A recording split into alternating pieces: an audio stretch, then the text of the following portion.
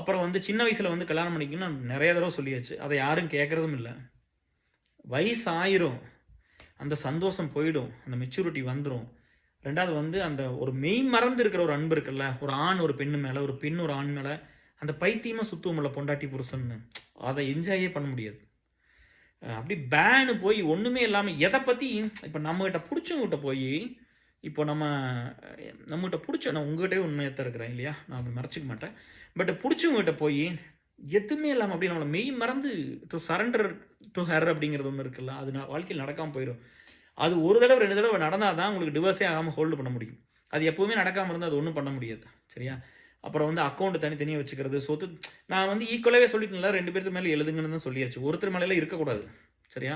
எப்பவுமே 2 பேருக்கு மேலே இருக்கணும். அதை நான் வந்து அக்ரி பண்ணுறேன். அப்படி தான் இருக்கணும். நல்லவனா தான் நீ கஷ்டப்படுவா, அதில் உனக்கு எந்த டவுட்டும் வேண்டாம். சரியா? எனக்கு வந்து யாரெல்லாம் இப்போ கஷ்டப்படுறாங்கன்னு எனக்கு தெரியும். அவன் நல்லவனாக இருப்பான், அவன் பயங்கரமாக கஷ்டப்படுவான். சரியா? திருடுதனம் பண்ணுறவன் முன்னுக்கு வந்துடுவான். சரியா? அதில் வந்து ஒன்றும் இப்போ டவுட்லாம் இல்லை. உழைச்சவனு முன்னுக்கு வருவான், ரொம்ப எக்ஸ்ட்ரீம் ஹார்ட் ஒர்க்கு முன்னுக்கு வந்துடுவாங்க, கொஞ்சம் ஃப்ராடு பண்ணி ஏமாத்துறவன் முன்னுக்கு வந்துடுவான்.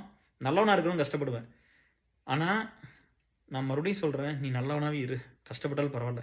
ஆனால் கஷ்டப்பட்டு தான் உயிர் போகுது, இதை விட 1000 மடங்கு வலிக்கும். நெஞ்சு வெடிச்சு எங்கள் பெரியவனார் இறந்து போனார்.